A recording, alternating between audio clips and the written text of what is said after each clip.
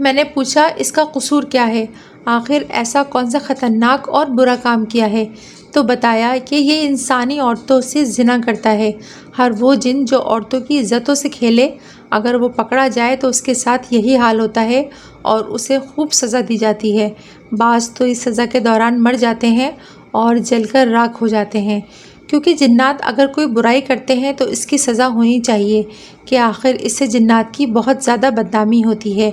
ہم یہی منظر دیکھ رہے تھے اور باتیں کر رہے تھے کہ اچانک صحابی بابا تشریف لائے۔ ہم سب ان کے ادب میں کھڑے ہو گئے۔ فرمانے لگے، میں مدینے میں نماز پڑھ کر آ رہا ہوں، مجھے پتہ چلا کہ علامہ صاحب آج جنات کی دنیا میں سب سے بڑی اور خطرناک جیل دیکھنے کے لیے آئے ہوئے ہیں۔ میں اس جیل کا نگران اعلیٰ ہوں۔ پھر انہوں نے اپنی ایک لاجواب بات بتائی۔ فرمانے لگے، ایک دن میں حضرت انس رضی اللہ تعالیٰ عنہ صحابی رسول صلی اللہ علیہ وسلم کی خدمت میں بیٹھا تھا تو انہوں نے مجھے یہ دعا بتائی کہ جو شخص سخت خطرے میں ہو، پریشان ہو، دشمن کا خطرہ ہو، یا جنات یا کسی حادثے کا یا لٹنے کا یا اغوا یا مال کے ختم ہونے کا جیسا بھی خطرہ ہو، بس فوری طور پر امن مل جاتا ہے۔ وہ دعا یہ ہے: بسم اللہ علی دینی و نفسی و والدی و اہلی و مالی۔ بس سارا دن کھلا پڑھے، ہر حالت، یعنی وضو بے وضو۔ میں 11 ربیع الاول کی رات میں کچھ معمولات کر رہا تھا، اچانک ایک ایسا انوکھا واقعہ ہوا جو آج سے قبل نہیں ہوا تھا۔ یہ بات اس لیے لکھ رہا ہوں کہ پیدائشی جنات سے دوستی، ہم کلامی، بالمشافہہ ملاقات، ان کی شادی غمی میں آنا جانا، یہ سب کچھ ہوتا ہے۔ پھر وہاں کے مشاہدات اور حیرت انگیز واقعات، ان کی دنیا کے رنگ و روپ دیکھنے کا موقع ملتا ہے جو ایک سے بڑھ کر ایک ہے۔ لیکن آج جو واقعہ ہوا وہ اس طرح ہوا کہ میں ایک خاص درود شریف پڑھ رہا تھا کہ مجھے اونگ آ گئی۔ میں نے اپنے آپ کو ایک بہت ہی بڑے سرسبز و شاداب جنگل میں پایا۔ وہ جنگل کم جنت زادہ، ہر طرف سبز و شادابی، رعنائی اور مقام، حیرت ہی حیرت، ہر طرف پھول کلیاں۔ میں اسی حیرت میں گم اور مسلسل گھوم رہا ہوں کہ ایک نہایت حسین بزرگ ملے جو کہ مصلی بچھا کر بڑی تسبیح پر کچھ پڑھ رہے تھے۔ میرے قدم ان کے قریب جا کر رک گئے اور میں خاموش انہیں دیکھ رہا تھا اور دل ہی دل میں سوچ رہا تھا کہ یہ کون ہیں، یہ کون سی جگہ ہے اور یہ کون سا ذکر کر رہے ہیں۔ بہت دیر تک سوچتا رہا لیکن وہ درویش اپنے ذکر میں مشغول رہے۔ انہوں نے میری طرف کوئی توجہ نہیں کی، بس خود بخود میری زبان پر سورہ اخلاص جاری ہو گئی اور میں نے سورہ اخلاص اونچی اونچی آواز میں پڑھنا شروع کر دی۔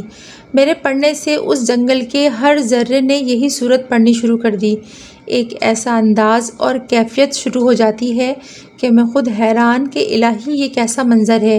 میں خود ابھی تک وہ پر لطف منظر نہیں بھول سکا۔ بس میں بے ساختہ سورہ اخلاص پڑھ رہا ہوں اور بہت تیزی سے پڑھ رہا ہوں، اور کچھ دیر کے بعد ہی میرے منہ سے شعلے نکلنا شروع ہو گئے۔ میں ڈر گیا کہ یہ کیا ہوا، لیکن پڑھنا نہیں چھوڑا۔ وہ شعلے نہیں تھے بلکہ نور تھا، اور ہر طرف نور ہی نور۔ بس دل کرتا تھا کہ میں پڑھتا جاؤں۔ یکایک وہ درویش مصلی سے اٹھے تو ان کے اٹھتے ہی وہ طلسم ٹوٹا۔ انہوں نے دعا شروع کی۔ مختصر دعا کے بعد میں خود بخود خاموش ہو گیا۔ وہ اٹھے، مصافحہ کیا، گلے ملے، میرے ماتھے کو چوما، پیار کیا، لیکن بات نہیں کی۔ پھر میرا ہاتھ پکڑ کر چلنا شروع کر دیا۔ اب وہ اور میں، ہم دونوں سورہ اخلاص پڑھ رہے تھے۔ اس کے پڑھنے سے محسوس ہوتا تھا ہمارا فاصلہ کم ہو رہا ہے اور ہم بہت تیزی سے فاصلے، منزل اور قدم طے کر رہے ہیں، لیکن شاداب جنگل طے نہیں ہو رہا تھا۔ ہر قدم نئی خوبصورتیاں، نیا حسن و جمال، نیا رنگ و روپ اور نئی دنیا ملتی تھی۔ محسوس ایسے ہو رہا تھا کہ وہ درویش مجھے وہاں کی سیر کرا رہے ہیں، بس ان کے ہاتھ میں میرا ہاتھ ہے اور ہم مسلسل سفر کر رہے ہیں۔ سفر میں سورہ اخلاص اور قدرت کے مناظر دیکھنے میں ایسا محو تھا کہ منزل کا احساس نہیں ہوا کہ میں کہاں ہوں، کتنا فاصلہ طے کر لیا ہے اور جانا کہاں ہے۔ بس سفر جاری تھا۔